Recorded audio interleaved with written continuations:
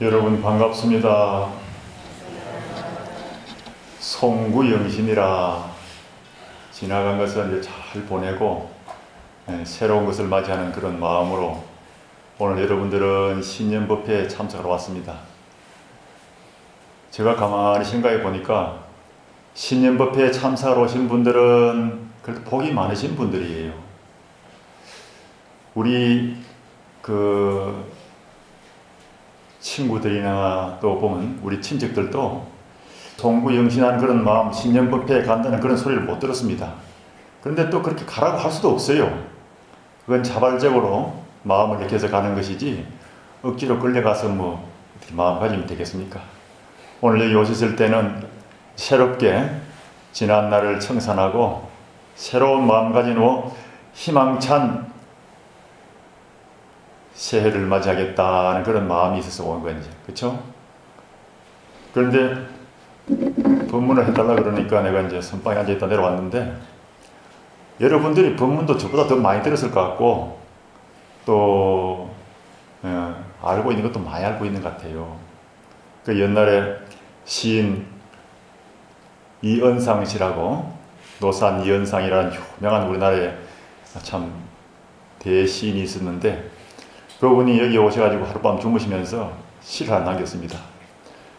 깊은 밤 이 산골에 들려오는 저 물소리 구구절절이 오묘한 진리로고 인간의 온갖 슬법들 모두 헛것이로세 그랬습니다.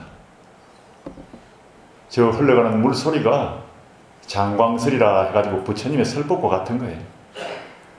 저 물소리에 마음을 텅 비우고 앉아있다 보면은 그 어떤 설보다도 더 효과적이고 또 여러분들에게 와닿는 그런 큰 감동을 줄 수도 있습니다. 단지 여러분들 마음이 열려 있어야 됩니다. 마음의 준비가 되어 있을 때 그런 감동도 오고 또 그런 법문도 대자연의 위대한 법문을 들을 수 있는 겁니다. 오늘 여러분들은 여기 오셨으니까 알게 모르게 다 지난 세월 지어온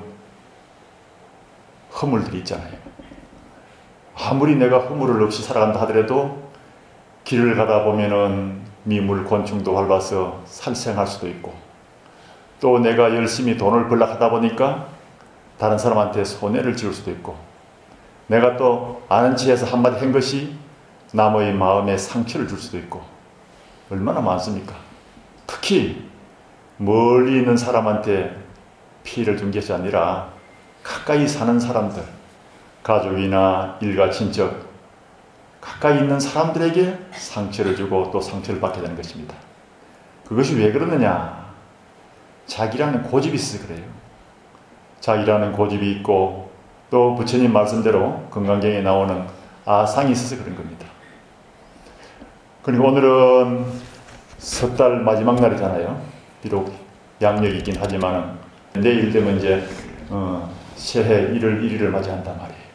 오늘은 지나간 날을 한번 돌이켜보면서 뉘우치고 또 새롭게 마음을 가지는 그런 법회가 되어야 된다는 생각에서 여러분들과 같이 지나간 날을 한번 참여하고 돌이키는 그런 마음을 갖도록 하겠습니다. 여러분들도 이제 제가 이 법문을 할 동안에 합장을 하시고 또 참회 진언이 나오면 다 같이 참회 진언을 세우내오고 그래 들어가겠습니다. 그렇게 해야 여러분 마음도 개운해질 것이고 또 실제로 불보살님의 축복의 은혜도 마음이 맑아지고 비워지고 참회되고 회개되어 있을 때 온전하게 향기롭게 여러분 마음속에 와 닿는 것입니다. 내일 아침에 새 초하룻 날 축복을 받고 싶지요? 그럴 때는 어떻게 해야 되겠습니까? 지나간 날을 돌아보면서 한번 참여할 필요가 있는 것입니다. 아시겠죠? 자, 모두 합장하십시오. 아득히 먼 옛날부터 지어온 크고 작은 많은 허물 그것 모두 다 탐내고 성내고 어리석어서 몸과 입과 뜻을 따라 무명으로 지었기에 내 이제 이 도량에 와서 부처님 전에 한 생각 비우고 맡겨서 참회합니다. 참회지는 옴살바 모자 모디 사대야 사바 옴살바 모자 모디 사대야 사바 옴살바 모자 모디 사대야 사바 백급 천급 사인제어 마른 불을 불태우듯 흔적조차 없어지다. 지은 죄와 지은 마음 함께 비워지고 비웠다는 생각조차 사라져서 참된 참회를 이루리라. 합장 내리십시오. 한 생각을 탁 비우고 지난 날을 돌이켜보고 알게 모르게 지은 모든 죄 탐내고 성내고 어리석어서 이 몸과 입과 뜻을 따라서 깜깜한 무명으로 지었단 말이에요. 그 무명을 이제 우리 부처님 앞에서 밝히고 새로운 마음가짐으로 이제 다짐을 합니다. 정말 우리 마음속에 한 생각 쫙 비워버릴 수 있다면 그대로 우리 청량한 우리 본연의 마음자리로 돌아가는 것입니다. 부처님께서는 80평생을 우리 청정한 마음의 그 근본 자리를 깨닫게 해주기 위해서 대장경의 설법을 하신 것입니다. 그래서 오늘 여러분들은 이제 청정한 마음의 근본 자리로 돌아갈 수 있는 틀을 닦은 것입니다. 그리고 거기에 집을 짓고 여러분 자체가 내가 본래 청정한 자성 본불이다.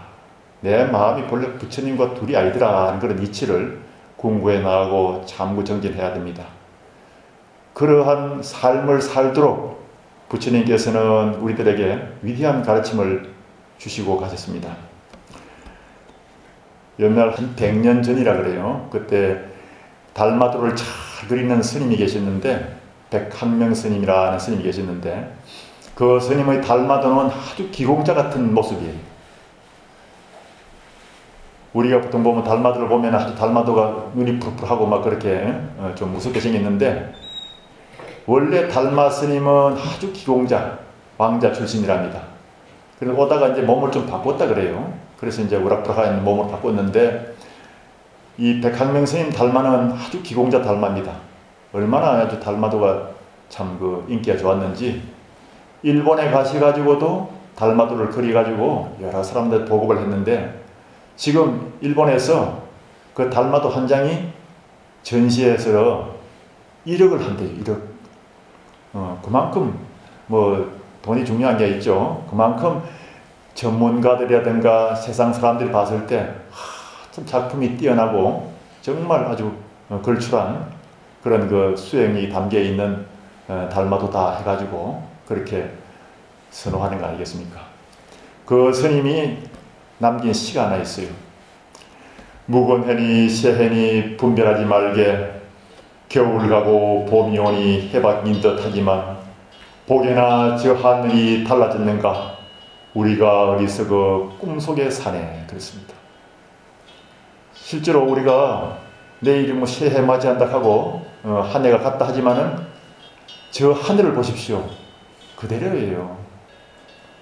그래서 우리가 정말 꿈속에서 괜히 우리가 선을 그어놓고 한 해가 갔다 일사치만은 근본 자리에서는 그게 없다는 거예요. 아시겠죠? 그래서 팔만대장경의 그 핵심도 그 요지도 꿈을 깨라는 거예요. 그래서 대몽각이라 합니다. 따라해 보시면 대몽각. 큰 꿈을 깨라는 겁니다.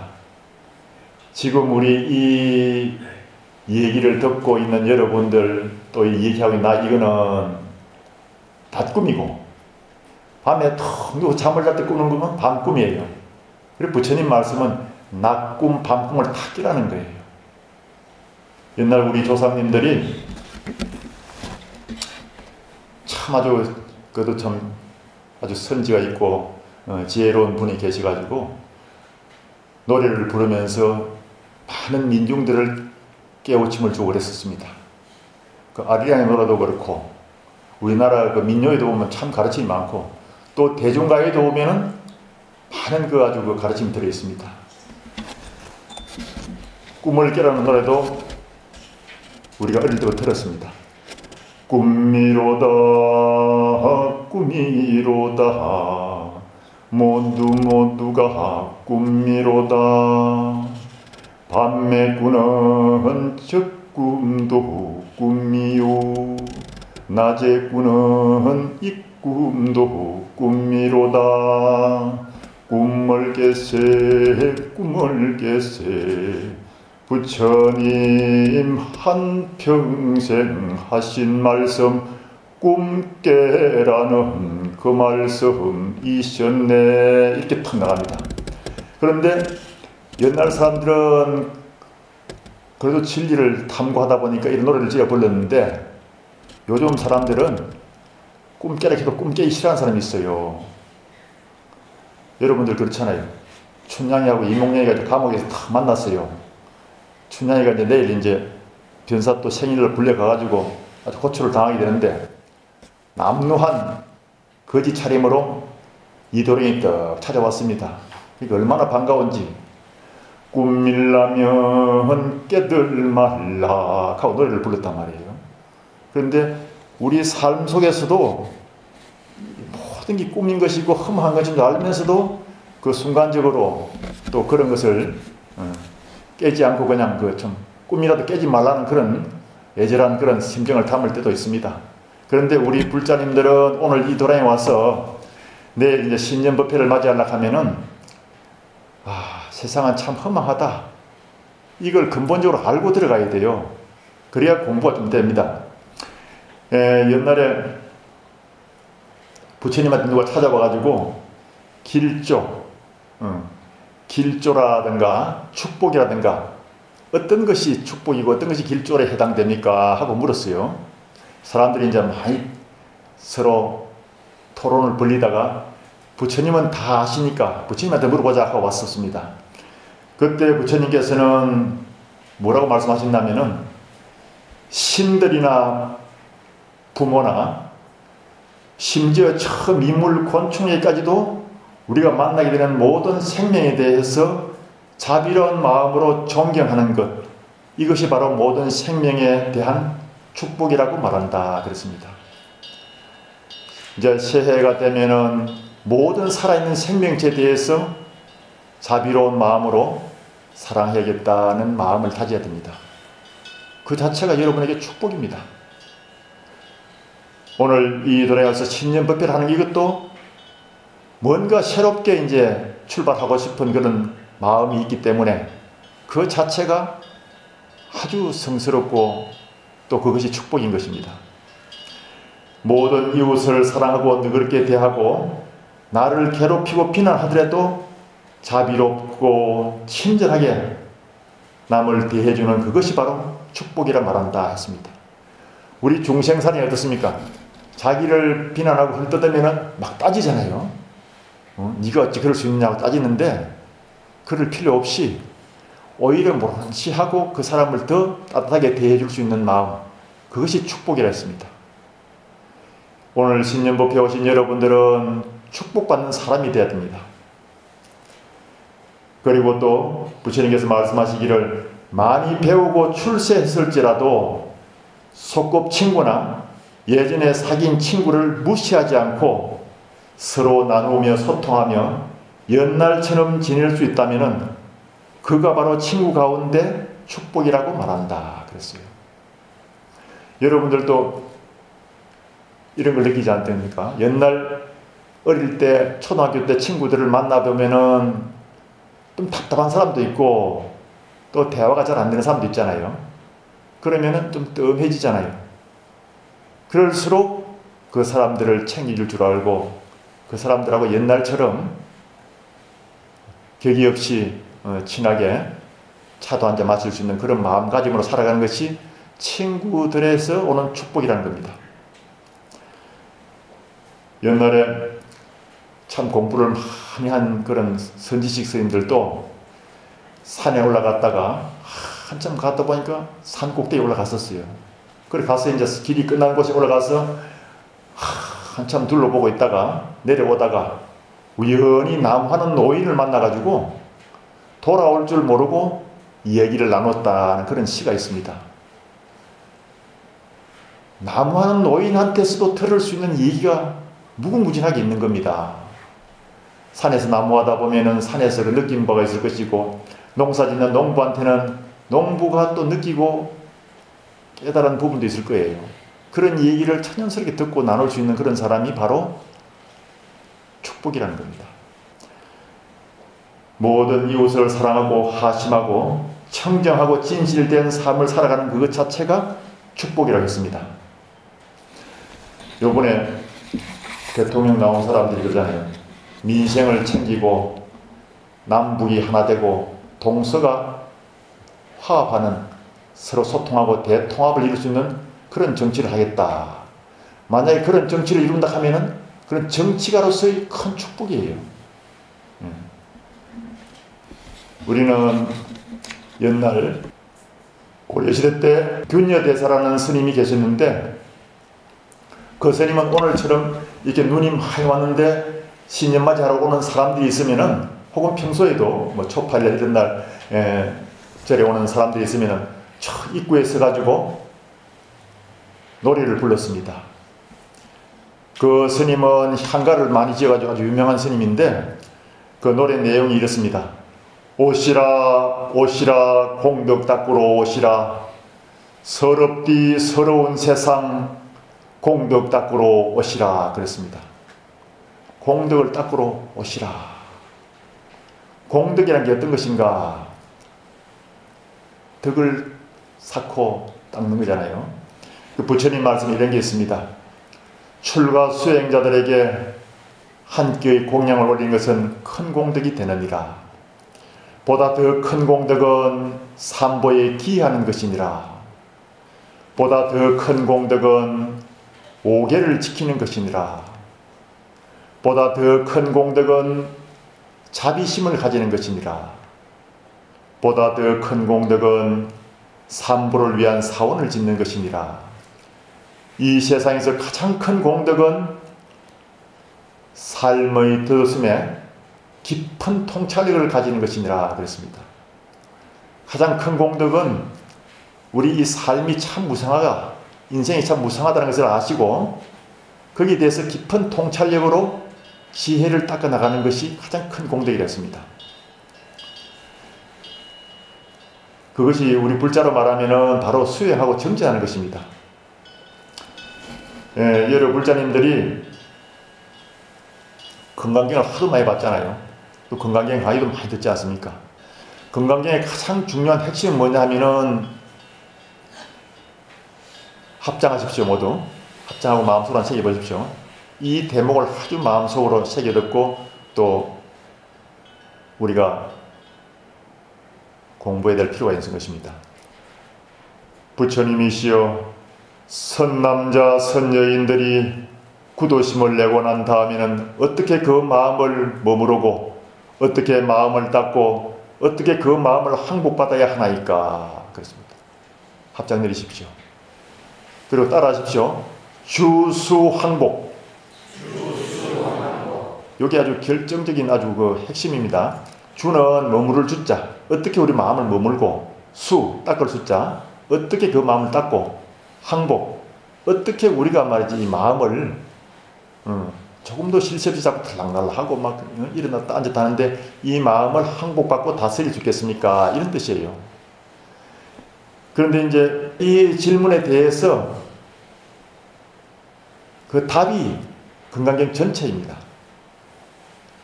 육조 스님께서도 이제 금강경을 이렇게 풀어서 구길로 말씀하셨는데, 육조 스님께서는 우리 중생들의 마음이 조금도 쉬지 않고 산란해가지고 왔다 갔다 하는 것이 마치 그 창호집 문틈새에 햇살이 탁 들어오면은 그 햇살에 먼지가 비치는 걸 보면은 정말 요란하잖아요. 우리가 이 속에서는 먼지가 하나도 안 보이는데 후라시를 비친다든가 햇살이 탁 파고 들어오면은 그 햇살 속에 비치는 먼지가 요란해가지고 조금도 쉬지 않고 왔다 갔다 하는 것이 정말 산란한 것이 우리의 산란한 마음과 똑같다는 것입니다. 지금 이게 앉아서 법문 듣는 것 같아도 생각이 다른 데가 있잖아요. 아이고 좀 재미나게 했으면 좋겠는데 오늘 밤에 잠은 잘 잘란가, 내일 눈 온다 하는데 산에 가서 해나 제대로 볼련지 갖다 자빠지면 어떻게 하나, 이런 생각 뭔가 생각 다 해요. 집에 돌아가서 또 내일 친구 만나가지고 뭐 떡볶이도 먹어야지 이런 생각도 하고 뭔가 생각 다 해요. 그게 우리 중생의 산란심이고 원래 그 왔다 갔다 하는 그런 마음이 이제 우리에게 이제 잠재워야 될 하나의 과제입니다. 그래서 파도가 쭉 치다가도 그 파도가 잠을 싹 자고 나면은 물이 고요하고 아주 명경지수가 되잖아요. 명경지수라는 것은 거울과 같은 그런 호수의 그 표면을 말하거든요. 거기에는 바람이 불고 풍랑이 일 때는 하나도 비치지 않던 모든 삼라만상의 그림자가 뚜렷하게 비칩니다.